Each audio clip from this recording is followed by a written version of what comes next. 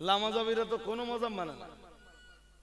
লামাজাবিরা কোনো শুধু দুধ থেকে বলে বুখারী শরীফের হাদিস নাম্বার এত, ওতে আছে হাত এই পর্যন্ত। যে মানুষটা বুখারী শরীফের উপরে 25 খণ্ডের ব্যাখ্যা লিখে ফেললেন, সে মানুষটা হানাফি শরীফের ব্যাখ্যা গ্রন্থ যারা লিখলেন তারা বুখারী শরীফের হাদিস ভালো বুঝতে পারলেন না। তুমি এতই বুখারী পড়ায় আলিয়াতে, এর আগেও যারা পড়াতেন ওনারা বুখারী পড়ানোর জন্য যে বুখারী শরীফের সহায়ক যে গ্রন্থগুলো পড়তেন তার ভিতরের একটা শারহের নাম উমদাতুল কারি। নাম কি? বুখারী শরীফের দুটো খণ্ড এরকম, এই যে আমাদের তাকান, আর এতটা লম্বা হবে, এতটা চওড়া, এতটা মোটা, একটা খণ্ড। এই দুটো খণ্ড আছে বুখারীর, মূল বুখারী যেটা নাফসি কিতাব। তো এই উমদাতুল কারি যিনি লিখেছেন আল্লামা বদরুদ্দিন আইনি, নামটা একটু মনে রাখুন, কাজে লাগবে হয়তো কখনো। উমদাতুল কারি হলো বুখারী শরীফের ব্যাখ্যার একটা বই। যিনি লিখেছেন ওনার নাম আল্লামা বদরুদ্দিন আইনি রাহিমাহুল্লাহু তাআলা। আল্লাহ তার রুহানি নেক দোয়া আমাদের নসিবে কবুল করুন। আচ্ছা, লোকটা কোন স্তরের লোক যে লোকটা আরবিতে বুখারী শরীফের ব্যাখ্যা লিখছে?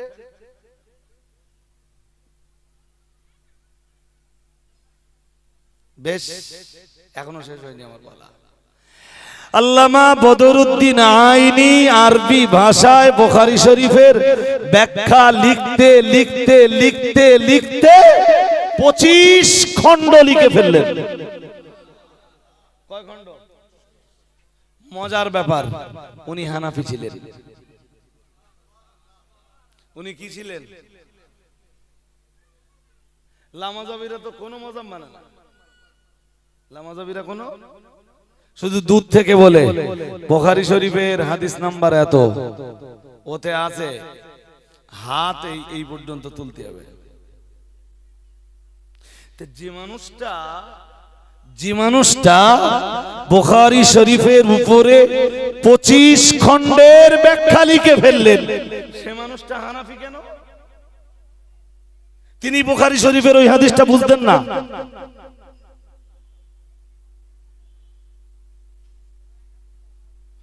তিনি ইমাম আযম আবু হানিফার মাযহাব মেনে চলতেন কেন? তুমি বুখারী এত বেশি বুঝে ফেলেছো যে বুঝতে বুঝতে বুঝতে বুঝতে সব মাযহাব ছেড়ে দিয়ে তুমি এখন হয়ে গেছো লামাযাবি। আমার কথা বুঝতে অসুবিধা হচ্ছে? তাহলে এই কথাগুলো যদি আপনারা মনোযোগ দিয়ে না শুনতেন, আমি এই কথাটা বলে বোঝাতে পারতাম না আপনাকে।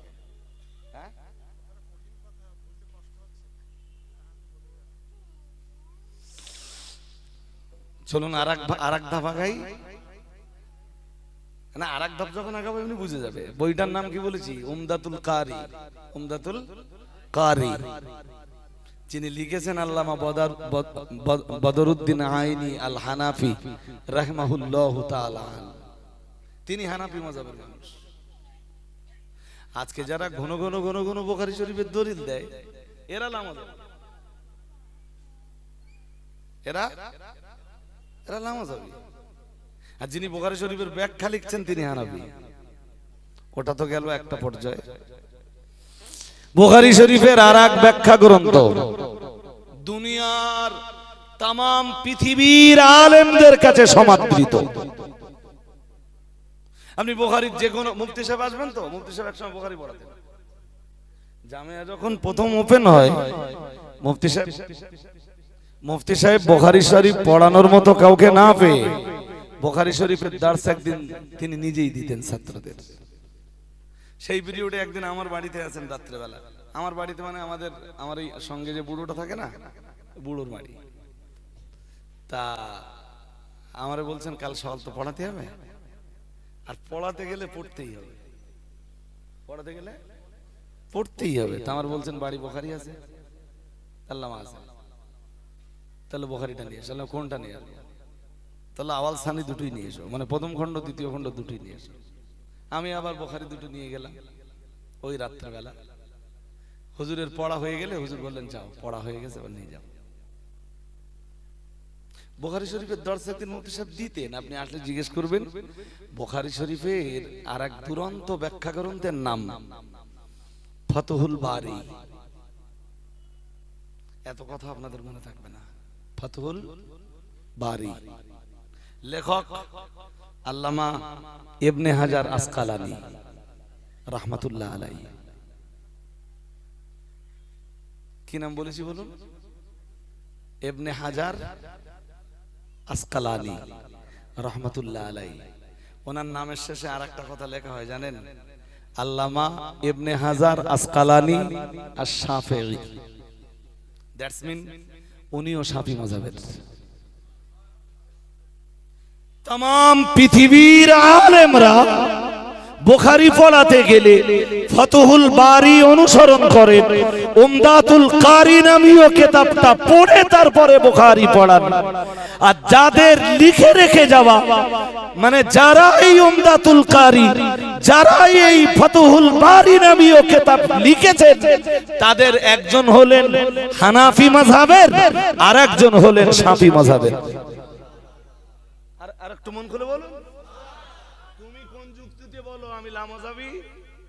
বুখারী শরীফের ব্যাখ্যা গ্রন্থ যারা লিখলেন তারা বুখারী শরীফের হাদিস ভালো বুঝতে পারলেন না। তুমি এতই বেশি বুঝে গেলে যে বুঝতে বুঝতে বুঝতে বুঝতে তুমি কোন মাযহাব না নিয়ে পুরো লামাযাব হয়ে গেলে। আর বুখারী যারা বুঝতেন তাদের কেউ শাফিঈ, কেউ হানাফি, কেউ হাম্বলি আর কেউ মালিকি। আমি না ছাড়লে তাই আযানটা দিলে ভালো করতো না?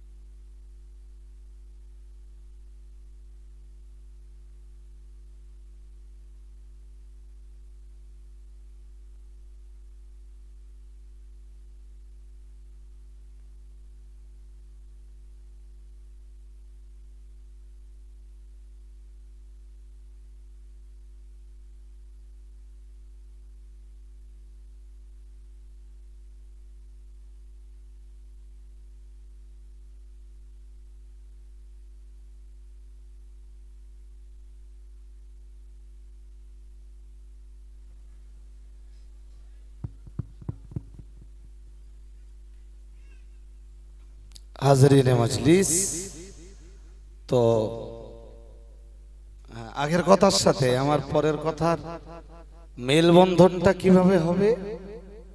আমি তো একটা প্রসঙ্গ নিয়ে করছিলাম, করতে করতে কিছু কথা জাস্ট আপনাদের বর্তমান অবস্থার দিকে তাকিয়ে শুধু দোহরিয়ে দিলাম। মেলবন্ধনটা কি করে হবে? রাসূল সাল্লাল্লাহু আলাইহি ওয়াসাল্লাম তিনি পৃথিবী থেকে বিদায় নেওয়ার আগে বলেছিলেন, আমি দুই জিনিস তোমাদের মাঝে রেখে গেলাম, এক কিতাবুল্লাহ, দুই সুন্নাতু রাসূলিল্লাহ সাল্লাল্লাহু আলাইহি ওয়াসাল্লাম। বলেছিলেন লান তাদিল্লু, মাঝখানের অংশটা আমি বলিনি, এবারে বলছি। বলেছিলেন লান তাদিল্লু মা তামাসসাকতুম বিহিমা, যতদিন এই দুই জিনিস তোমরা ধারণ করে থাকতে পারবে কেউ তোমাদেরকে বিপদগামী বানাতে পারবে না, পথ হারা বানাতে পারবে না, সত্য পথ বিচ্যুত বানাতে পারবে না। সুবহানাল্লাহ। আর একটু মন খুলে বলেন। এই জন্য আমরা কিসের অনুসরণ করব? কোরআনের আর সুন্নাতের, কোরআনের আর সুন্নাতের।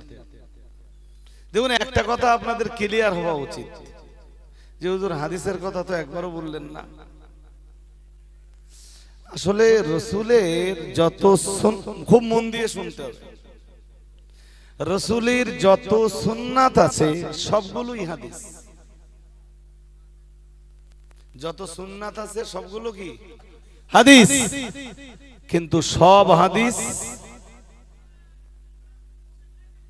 সুন্নাত নয়। আর একবার বলছি, যত হাদিস আছে, যত সুন্নাত আছে সব সুন্নাতি হাদিস, কিন্তু সব হাদিস উম্মতের আমাল এই কারণে নবীর সুন্নাতের উপরে, হাদিসের উপরে নয়। আপনাদের ভিতরে এরপরও কিছু কনফিউশন থেকে যাবে।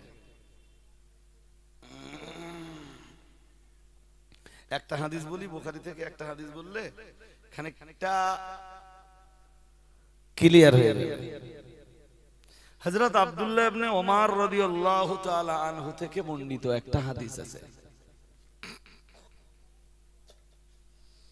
ওমরের বেটা আব্দুল্লাহ,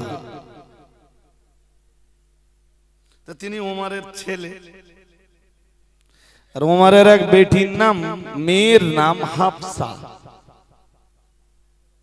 হাফসার সাথে আবার বিয়ে হয়েছিল রাসূলুল্লাহ। তিনি উম্মুল মুমিনিন, তিনি রাসূল করিম সাল্লাল্লাহু আলাইহি ওয়াসাল্লামের একজন স্ত্রী। এবার একটু আপনারা বলুন তো, আব্দুল্লাহ ইবনে ওমর, ওমরের সাথে রাসূলের সম্পর্ক কি? শ্বশুর, ও তো ওমরের সঙ্গে। আব্দুল্লাহ ইবনে ওমরের সঙ্গে রাসূলের সম্পর্ক কি হলো? তাই হলো না? কথা বলে না। দুনিয়াবি সম্পর্কে রাসূলুল্লাহ কি হন? হ্যাঁ,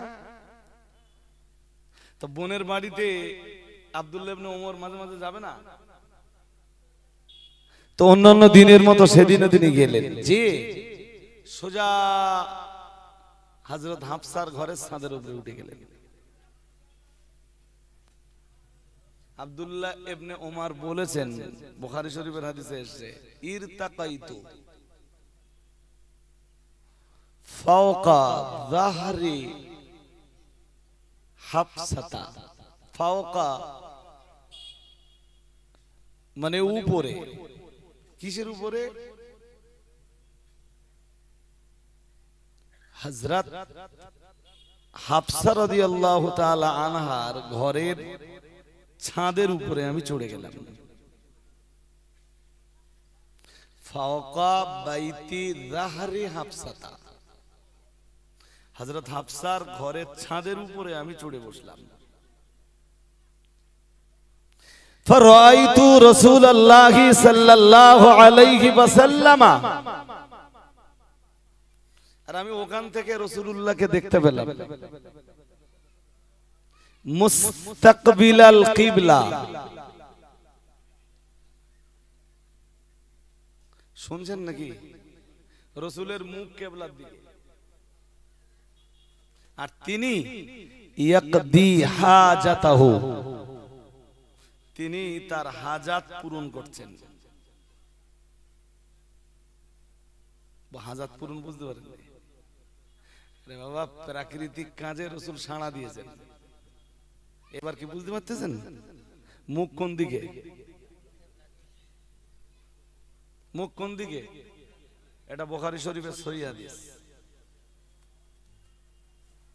কিন্তু রাসূলুল্লাহ নিজেই অন্য হাদিসে বয়ান করেছেন, ইদা আতাইতুমুল গাইতা ফালা তাস্তাকবিলুল কিবলাতা ওয়ালা তাস্তাদবিরুহা। রাসূলুল্লাহ জানিয়েছেন, খবরদার খবরদার, তোমাদের যখন পেশাব পায়খানার প্রয়োজন হবে কিবলার দিকে মুখ করেও যেন বসবে না, কিবলার দিকে পিছনটা দিয়েও যেন বসবে না, সিনাটা কিবলার দিকে দিয়েও বসবে না, পিঠটাও কিবলার দিকে দিয়ে বসবে না। অথচ আব্দুল্লাহ ইবনে উমর দেখছেন যে রাসূলের সিনা কিবলার দিকে। হাদিস সহিহ। হাদিস হলেই কি আমলযোগ্য হবে? জোর করে বলেন না। হাদিস হলেই আমলযোগ্য হবে? এই জন্য সব হাদিস আমলযোগ্য নয়, কিন্তু সব সুন্নাতি আমলযোগ্য। আরেকটু মন খুলে বলুন, উম্মতের আমাল রাসূলের হাদিসের উপরে নয়, উম্মতে মুহাম্মাদীর আমাল রাসূলের সুন্নাতের উপর। আমার এই নিয়ে আজকে আর ডিসকাস করার মতো অবকাশ নেই। তাহলে রাসূল কয় জিনিস রেখে গেলেন? এক হাদিস, এই এক কোরআনুল কারীম, দুই সুন্নাহ। এক কোরআনুল কারীম, দুই সুন্নাহ। বললেন এই দুটোর অনুসরণ করলে কেউ তোমাদের গোমড়া বানাতে পারবে না। এই জন্য আমরা যারা দিনের দাওয়াত দিতে আসবো, আমাদের কাজ হলো কোরআন সুন্নাহ নিয়ে আলোচনা করা, না কেসা কাহিনী। কিছু বলে না, বলবেন তো কি নিয়ে আলোচনা হবে? কোরআন সুন্নাহ নিয়ে আলোচনা হবে, না শুধু জীবনী নিয়ে আলোচনা হবে? এইটা সাধারণ মানুষকে আমরা বোঝাতে অক্ষম হয়েছি। ত্রুটি বিচ্যুতি বেয়াদবি ক্ষমা করুন। দেখতে দেখতে 7:51, তো দেখতে দেখতে 7:51 হয়ে গেছে। এখন জামাত হবে, জামাতের জন্য আপনাদের ছেড়ে দেব। তা আজকে তো আরো বক্তারা আছেন, তাদের কাছে আপনারা মাদ্রাসার জন্য অনেক টাকা পয়সা হয়তো দিবেন। একদমই সন্ধ্যাবেলায় পকেট নাড়াচাড়াতে দেখেন, যদি যাওয়ার সময় আমার কাছে কিছু দিয়ে যাওয়া যায় আল্লাহর রাস্তায়।